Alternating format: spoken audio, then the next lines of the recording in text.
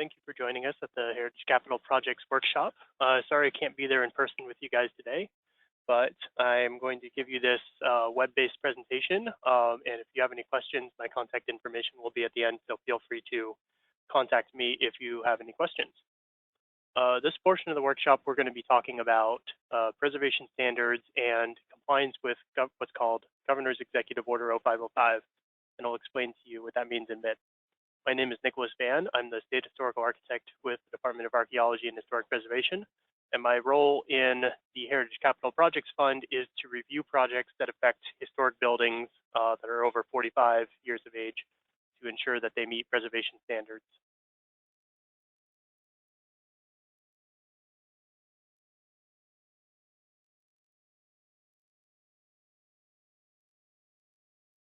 First, we're going to talk about historic preservation standards. And it's important to note that there are different treatment approaches that you can approach a preservation project. Preservation project doesn't necessarily mean that it's preservation by definition of by the Department of Interior, but there are 4 different treatment approaches that you might select depending on what your programmatic needs are. The 4 treatment approaches include preservation, rehabilitation, restoration, and reconstruction.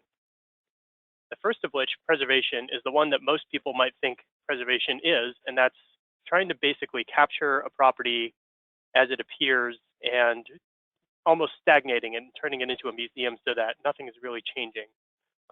This is an approach that is seldom used unless it's very intentionally done so, because it doesn't really recognize the need for change to adapt to current use or a change of use. That treatment approach is reserved under the definition of rehabilitation. Rehabilitation is exactly as it sounds by definition. It basically acknowledges the need to alter a property to match a required code upgrade or the change of use, for example, from a schoolhouse into a community center or what have you. And rehabilitation really acknowledges the need for a property to be given a second life and to adapt to the changing needs either by code or by the users that are using the property.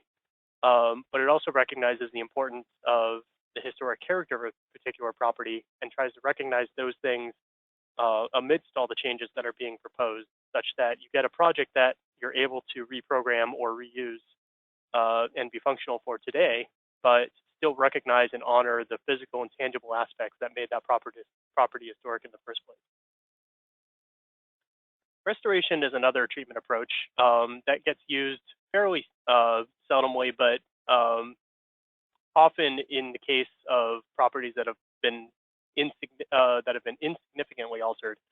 So a property might have been altered at some point in its history that maybe wasn't so sympathetic to its historic character, and restoration would depict a specific period in time that the property might be returned to. We'll talk a little bit more about that. Last treatment method is called reconstruction, and this basically recreates completely vanished or non-surviving portions of a property so that the building can once again stand again. The example that you see here is the Lund Barn in Adams County, which is one of our Heritage Barn recipients. And this was kind of a rehabilitation and a reconstruction. Reconstruction in the sense that a lot of the structure had to be reconstructed, even though the property had not completely vanished. It did have to be substantially reconstructed based on the surviving portions being used as a model for what it might have looked like historically. When selecting a treatment approach, it's important to keep in mind a number of factors.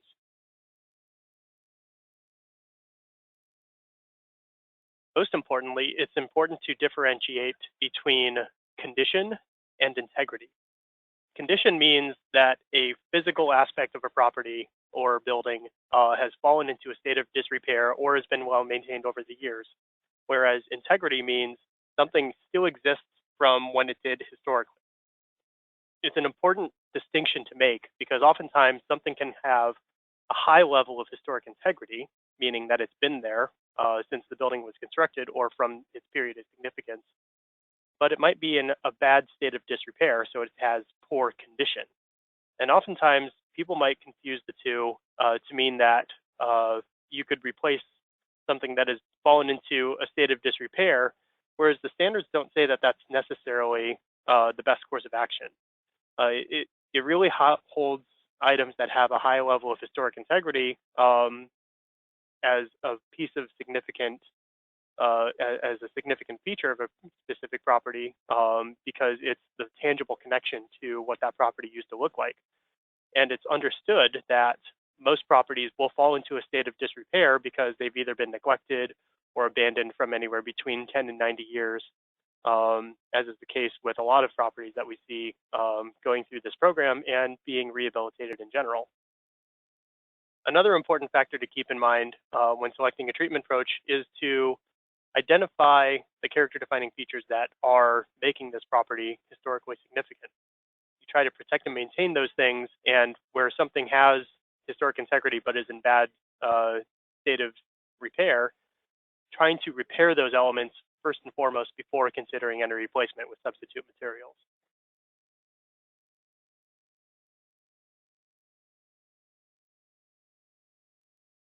Underlying the standards for rehabilitation, there are three basic principles. There are 10 standards themselves, so I'm not going to go through them.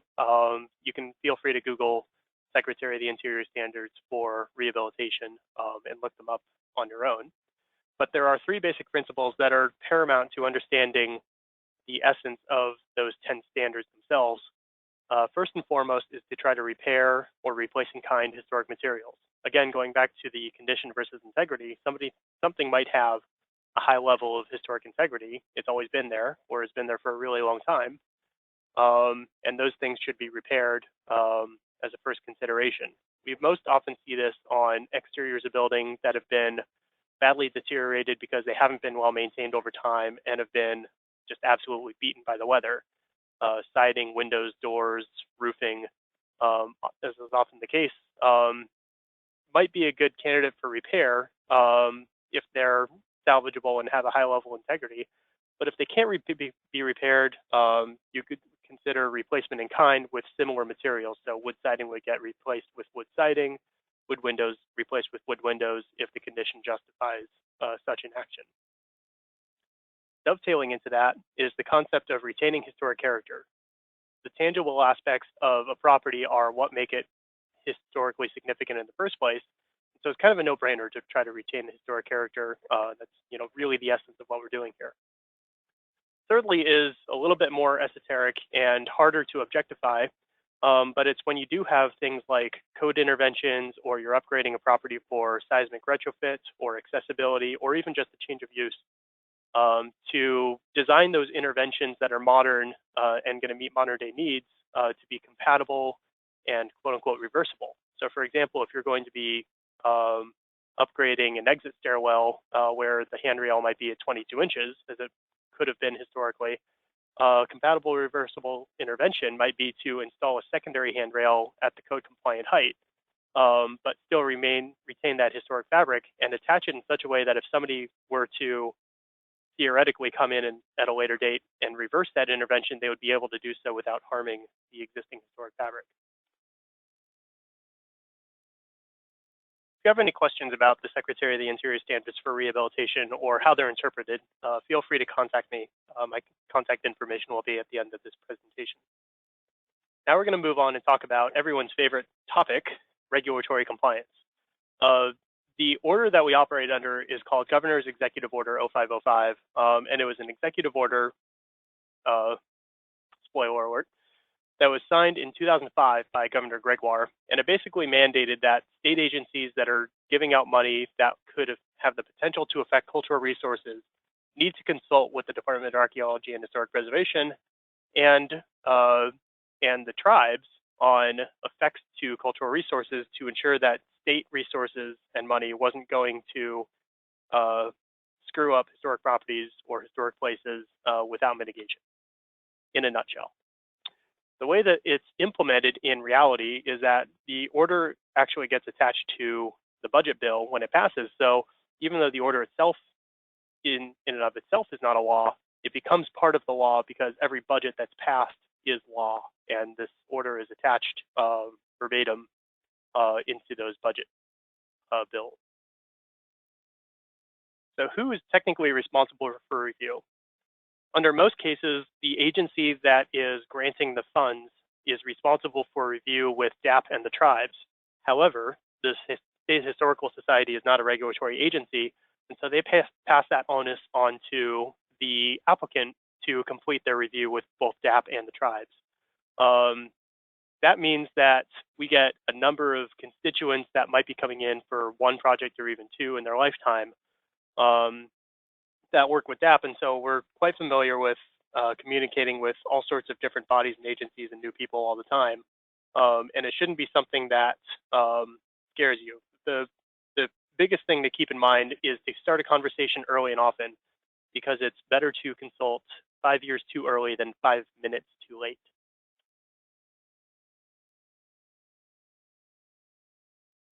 So how do you start the process to start consulting with DAHP or the tribes under the executive order? With DAHP, we ask you to first start consultation informally. And this could be just a phone conversation or an email or talking after the workshop to identify whether or not you have cultural resources that might be affected by the project. And if you do, what the treatment plan is going to be for them. After we've kind of discussed the informal consultation and determined what the next steps are going to be needed in order to complete formal consultation, then we can do formal consultation, which is essentially a letter exchange. Formal consultation can be initiated a number of ways. We have a few easy forms on our website that basically give you some blank fields to fill out that identify the scope of work and really tell us what's going on with your project. Another way to initiate consultation formally with DAHP is to submit what's called an HBI form through Wizard. And those of you that have consulted with us before might be familiar with it is.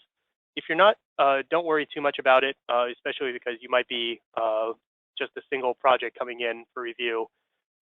We can help you walk through that process so that we can identify potential cultural resources.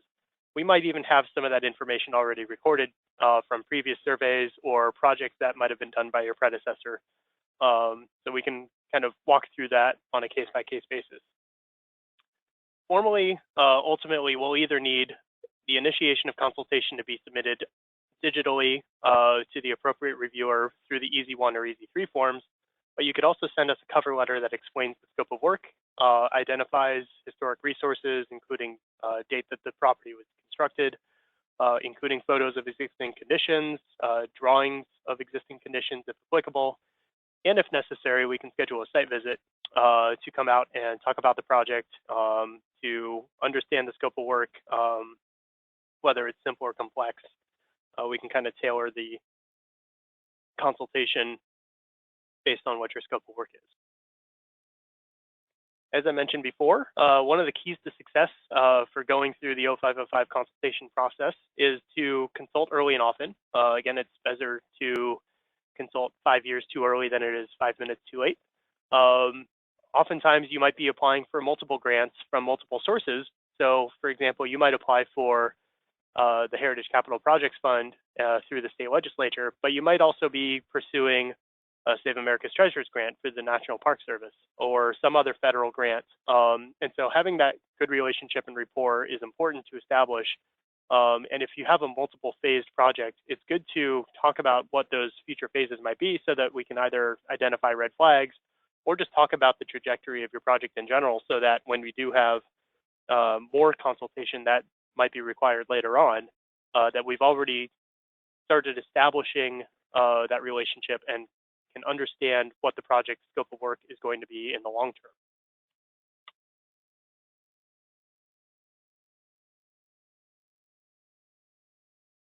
There are a number of projects that can be exempted from the executive order. That might be projects that both have no ground disturbing activities, i.e. you're not digging for a foundation, putting in a septic tank or anything like that, and the buildings or other property otherwise is less than 50 years of age.